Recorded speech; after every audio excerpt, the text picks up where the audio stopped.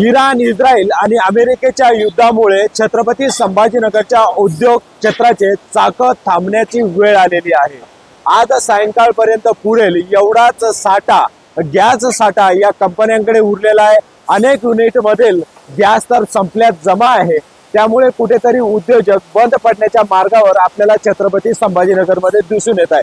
मी आता वाळूज परिसरातील नहार इंडस्ट्रीज मध्ये आहे, ज्या ठिकाणी 3 व्हीलर जे वाहनं आहेत त्यांचे पार्ट्स बनवण्याचे काम या ठिकाणी होतं आणि त्याच्यासाठी गॅस मोठ्या प्रमाणात लागतो। मात्र तो गॅस या ठिकाणी आता अवेलेबल नाही, तो मिळत नाही, त्याचा साठा मिळत नसल्यामुळे आज सायंकाळपर्यंत कसं तरी सेव्हिंग करत हे काम चालेल। मात्र उद्यापासून जर गॅस पुरवठा झाला नाही तर हे काम बंद पडेल।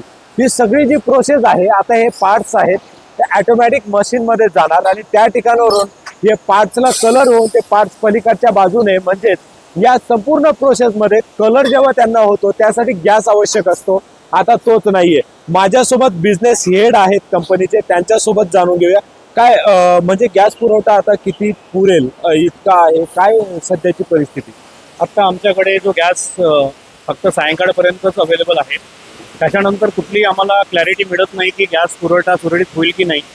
आमचं जे रेग्युलर डीलर्स आहेत ते पण आम्हाला कुठलंच कन्फर्मेशन देत नाही आहे की गॅसचा पुरवठा सुरळीत होणार की नाही होणार।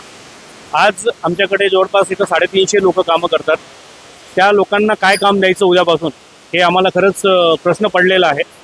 आणि ही जी काही परिस्थिती आहे ती ॲटलिस्ट कधी क्लिअर होईल याची जरी आम्हाला शाश्वती मिळाली तर आम्ही लोकांना कन्फर्म करू शकतो की कधीपासून काम मिळेल, पण तशी सुद्धा परिस्थिती इथं दिसत नाही आहे। त्यामुळे खरंच खूप जास्त प्रॉब्लेम्स येणार आहेत येणाऱ्या दिवसामध्ये असं वाटतंय। किती गॅस तुम्हाला दररोज लागतो आणि आता किती गॅस आहे? दररोजची रिक्वायरमेंट आमची जी असते ती 2.5 ते 3 टनपर्यंत असते। आता आमच्याकडे जो गॅस आहे अवेलेबल तो 1700 किलो अवेलेबल आहे। म्हणजे कंडिशन तुम्हाला समजली असेल की अर्धा दिवस म्हणजे आमची कंपनी 24 तास चालते, म्हणजे 12 तासच चालू शकेल ही कंडिशन दिसते। जर गॅस नाही मिळाला तर उद्योग बंद पडेल?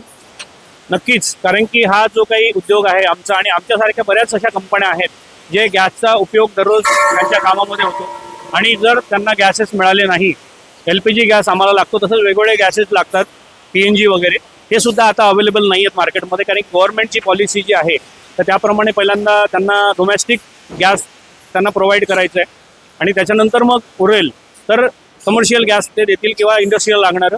तर आता गॅस जर नसेल तर दुसरे काम चालू शकतात का? पण गॅस जर नसेल तर कामच बंद होईल पूर्ण। आता जसं ज्या गोष्टी गॅसवरती अवलंबून आहे, जसं हॉटेलिंग डिपार्टमेंट आहे, त्याच्यानंतर सिरॅमिक जे काही आहेत उद्योग, जे सिरॅमिक टाईल्स बनवतात, असे भरपूर उद्योग आहे ज्याच्यामध्ये गॅस वापर गरजेचा आहे। त्याला आपण तिथं हा सर्व प्रभाव पडण्याची शक्यता आहे।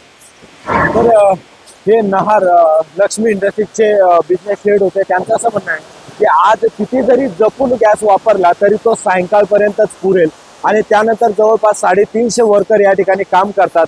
त्यांना काय सांगायचं, उद्यापासून त्यांना काय काम द्यायचं? अर्थातच फक्त इंडस्ट्रीज बंद पडणार नसून जे कामगार आहेत त्यांची देखील उपासमारीची वेळ येण्याची शक्यता या ठिकाणी नाकारता येत नाही।